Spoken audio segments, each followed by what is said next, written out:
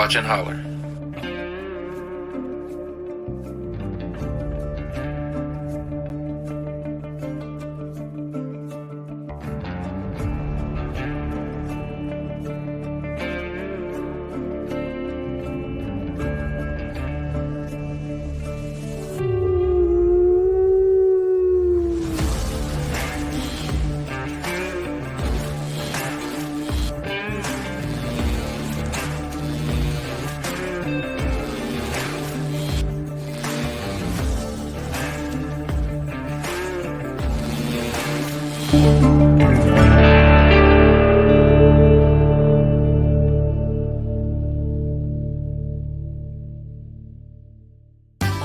Please like and subscribe. And hit that bell.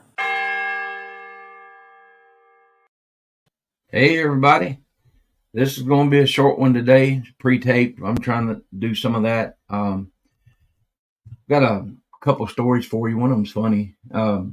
Yesterday, I went to the Marshall County Sheriff's Department. Had that question, and it just so happened my buddy that lives down here, he's chief deputy, and he said it's okay to use his name, Bob Johnson. We were talking about the situation I was handling, and after we got done, we started talking about this subject here because he had heard I was doing this, and he said, "Hey, I had a guy had a podcast called me." I said, "From around Iowa or somewhere?" He said, "Yeah." I said, "Well, that's kind of my fault because Jeremiah Byron with Bigfoot Society was following up on some stuff that we had talked about, and so he started telling me some stories, and one of them, the really good story was somewhere in the late 90s, they got 2 911 phone calls back to back. They took one, immediately hung up, phone rang again. So out in Mooresville, where I had my sighting, the spot where this sighting happened was about 1.25 miles from where I saw mine. It was about maybe 1/4 mile from where our buddy Tony Sanders had seen something odd, and it trailed him out, and where my buddy Max had something in the dark reach in his homemade deer blind, and grab his backpack and pull him backwards. So it was on that same ridge.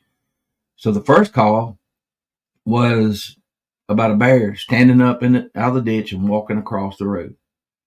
The second call it wasn't a bear, it was a Bigfoot.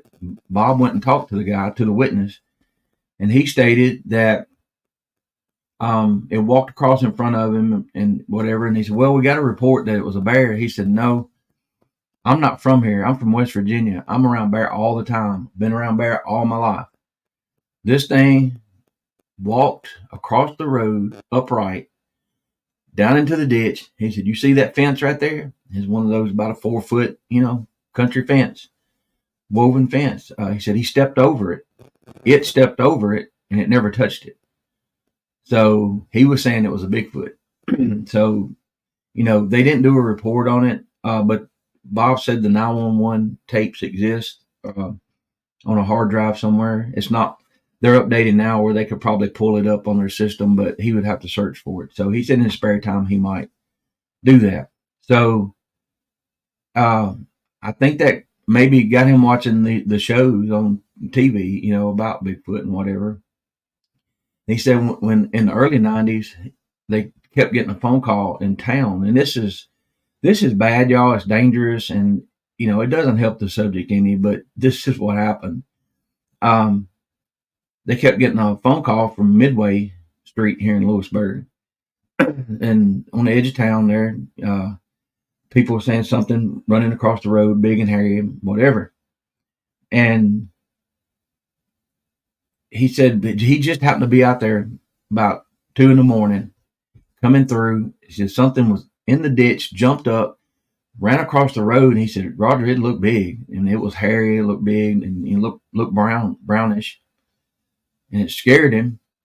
He said, "I immediately turned the blue lights on, jumped out of the car, and when this thing run in between these two houses, the security light popped on. He got a good look at it, and it was wild looking. He said, he pulled his weapon. He says, police, stop or I'll shoot. And Bigfoot stopped and raised his hands, arms up in there, because it was a guy in a ghillie suit. And they had a serious talk. He said he'd been doing it for a while, and Bob advised him to stop before he got hurt or hurt somebody.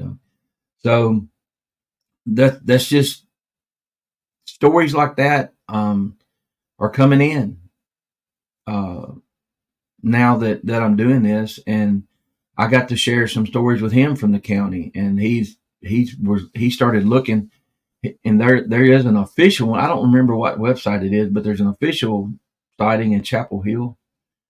I don't know if it's BFRO or not. I can't remember, but there again, he didn't do a report, but for the Bigfoot sighting, the guy from West Virginia, and right there they were 0.2 of a mile off the interstate, about a mile from Don Odom, which across the road, a mile and a quarter from me, approximately. And the thing is, yes, there's an interstate there and it's busy, but there are walkways under that interstate that they had put in for the farmers for their livestock to walk under it.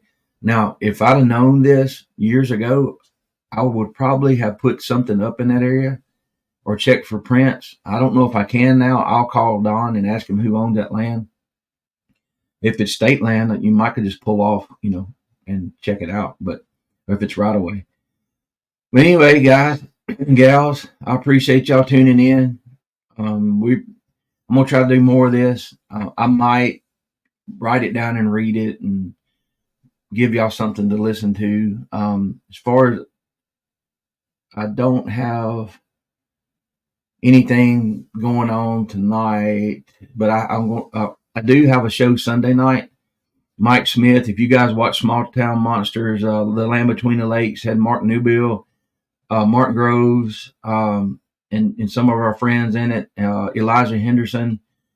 If y'all watch that, the first guy they interviewed, Mike Smith, I talked to him last week after we got back from the LBL. He's going to be on Sunday night around 7 Central. So I think y'all enjoy that. And we'll discuss some things that I saw and that he's seen. And if you look at his Facebook page, he fishes Colson Hollow and all that all the time, and hunts, turkey hunts, deer hunts, I'm assuming. And should be a good one. But anyway, as I get reports where I can, whether I can mention names or not, credible reports, I'll share them with you guys. And I appreciate y'all tuning in. And this is a short one. I've got some honeydews to do today. And we thank y'all for watching. Have a good week.